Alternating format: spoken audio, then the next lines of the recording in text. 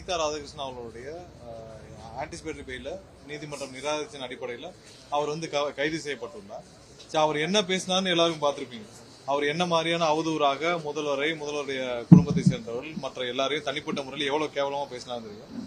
அவர் வந்து இந்த மாதிரியான வாய்க்கொழுப்புல தேவையில்லாமல் அவதூறாக இவ்வளவு மோசமாக இது அவங்க கலைஞர் கருணாநிதி காலத்திலிருந்து இப்படிதான் இருக்கு. ஏதாவது குடும்பத்தினர் பத்தி பேசுறது, ஏதாவது கேவலமா பேசுறது, இது மாதிரி வந்து அந்த காலத்துல இருந்து கருணாநிதி காலத்துல இருந்து இப்படிதான் அவங்களுடைய வழக்கமே, திமுகவுடைய வழக்கமே அப்படிதான் தனிப்பட்ட முறையில மோசமா விமர்சனம் பண்றது. சோ அவருடைய ஆன்டிசிபேட்டரி பெயில முன்ஜாமீன் ரத்து செய்த அடிப்படையில் இன்னைக்கு வந்து காவல்துறை யூஸ்வலா நடக்கிற விஷயம் தான். முன்ஜாமீன் ரத்து செய்யப்பட்டால் கைது செய்யப்படுவார்கள். கைது செய்யப்பட்டால் நீங்க அவங்க பெயில் போடணும். இதை நார்மல் நடைமுறை தான். சோ அதற்காக அவர் பேசியதற்கு வழக்கு போடாமல் இருக்க முடியாது. சோ அதை பொறுத்து கொள்ள முடியாம இன்னைக்கு தோல்வி பயத்துல எல்லா திமுகவும் இதே தான் பண்ணிட்டு இருக்காங்க. இதே மாதிரிதான் எல்லாரும் பேசிட்டு இருக்காங்க. முன்ன இருந்த காலகட்டங்கள்ல ஒவ்வொரு ஆட்சி மாற்றம் நடக்கும் போது திமுகவினர் அவங்களுக்கு வசதியாக அவங்க ஏரியாவில் இருக்கிற புதிதாக வந்த அதிமுக அமைச்சர்கள் யாரையாவது பிடிச்சி செட்டில்மெண்ட் பண்ணிக்கிறோம். இப்படிதான் இந்த காலங்கள்ல இவங்க நடந்துச்சு. இந்த ஆட்சியில அண்ணன் விஜய் தலைமையிலான முதல்வர் விஜய் தலைமையிலான ஆட்சியில யாரையும் செட்டில்மெண்ட்லாம் பண்ண முடியாது. ஊழல் செஞ்சா வழக்கு, தப்பு செஞ்சா வழக்கு, தேவையில்லாமல் மக்களையும் பெண்களையும் அவதூறாக பேசினால் கண்டிப்பாக சட்டம் தன் கடமையை செய்யும். எந்த திமுக அமைச்சரும் யாரையும் பார்த்து செட்டில்மெண்ட் பண்ண முடியாது.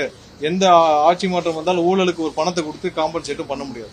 நீங்க எங்கேயும் ஊழல் கிடையாது, எதுலயும் ஊழல் கிடையாது. சோ இன்னைக்கு வந்து அவங்களுக்கு வேற வழியே இல்லாமல் இன்னைக்கு தேவையெல்லாம் பேசிட்டு இருக்காங்க.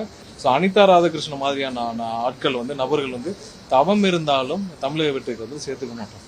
சோ இன்னைக்கு வந்து அதை திசை திருப்புறாராம். அவ்வளவு பெரிய அறிவாளி அவர் பெருசா திசை திருப்புறத நினைச்சிட்டு நாங்கள் வந்து ராஜினாமா செய்யலாம். அவர்லாம் ராஜினாமா இல்ல, அவர் வந்து அப்படியே வந்து தவம் இருந்து எங்களுடைய முதல்வர் அண்ணன் விஜய் காலில் விழுந்தாலும் தமிழக வெற்றி கழகத்தில் சேர்த்துக்க மாட்டோம். சோ அதை கிளாரிஃபை பண்றோம்னு நினைச்சோம். ஏன்னா வந்து இந்த மாதிரி தோல்வி பயத்துல இன்னைக்கு எல்லாருக்கும் மேலேயும் ஏதாவது ஒரு வழக்குகள் இருக்கு. ஏன்னா அவங்க ஊழல் செஞ்சிருக்காங்க. இன்னைக்கு வந்து ஹைவேஸ் டிபார்ட்மெண்ட்ல ஊழல் இருந்துச்சு, அதனால அவர் மேல வழக்கு பதிவு செய்யப்பட்டிருக்கு. சோ சட்டப்பூர்வமா ஆதாரம் இருந்தால் அது வழக்குகள் நடக்கும். அதுல போய் அந்த வழக்குகள் சார்ஜ் ஷீட் ஃபைல் போடுவாங்க, நடக்கும் தானே நடக்கும். நீங்க பழைய காலங்கள்ல என்னன்னா அந்தந்த முந்தைய ஆட்சி காலத்துல வந்தோடனே வீரவாசமா பேசுவாங்க, பேசிட்டு வழக்குகள் எதுவும் பதிவு செய்ய மாட்டாங்க, அதுக்கான ஏதாவது செட்டில்மெண்ட் வாங்கிட்டு ஒதுங்கிப்பாங்க. அந்த ஆட்சி அந்த மாதிரியான இதெல்லாம் இங்க நடக்காது. யாராக இருந்தாலும் தவறு செய்திருந்தாலும் கண்டிப்பாக அவர்கள் மீது சட்டப்பூர்வமா என்ன நடவடிக்கைகளும் கண்டிப்பா நடக்கும். அதுல யாரும் யார்கிட்டையும் செட்டில்மெண்ட் பண்ண முடியாது. சோ இவர்கள் குதிரை பேரம் செஞ்சாருங்களும் நாங்க சாட்சியத்தோட சொல்லியிருக்கோம். ஆதாரத்தோட எங்களுடைய எம்எல்ஏ ஒருத்தர் வந்து அவரை கூப்பிட்டு பேரம் பேசினதுக்கான ஆதாரத்தை கொடுத்திருக்கிறார். சோ அந்த மாதிரி ஏதாவது எங்க சைடு இருந்தா சொல்லுங்க. நாங்கள் யாரிடமாவது கூப்பிட்டு யாரையாவது பேசி நாங்கள் வாங்கன்னு சொன்னோமோ அதெல்லாம் கிடையாது. எங்களுக்கான நம்பர்ஸ் இருக்கு. நாங்க தான் திரும்ப சொல்றோமே, இன்று நாளும் நாங்கள் தேர்தலை சந்திக்க 100% தயார். நாங்கள் யாருக்கும் பயப்படவில்லை. மக்களுக்கு மட்டும்தான் பயந்து வேலை பார்த்துட்டு இருக்கோம். ஒவ்வொரு நாளும் மக்களுக்காக மக்களுக்கு மட்டும்தான் பயந்து வேலை பார்த்துட்டு இருக்கோம். வேற யாருக்கும் பயப்படவில்லை. இங்க ஸ்டாலினோ யாருக்கும் பயந்துலாம் இங்க வேலை செஞ்சது. நாங்க எங்களுடைய தலைவர் 2 வருஷத்துக்கு முன்னாடி 2 வருஷமாக அவருக்கு வந்து அழுத்தத்துக்கு மேலேயே வந்துட போகுது. 2 வருஷமாக எல்லா அழுத்தத்தையும் தாங்கி எந்த இடத்துல 1% கூட காம்ப்ரமைஸ் பண்ணதே இல்லை. ஒரு இடத்துல கூட எங்களுடைய தலைவர் அண்ணன் விஜய் வந்து எந்த இடத்துல காம்ப்ரமைஸ் பண்ணிக்கிறது இல்லை. அவருடைய பாலிசிலையும் சரி, அவருடைய ஸ்டாண்ட்லயும் சரி.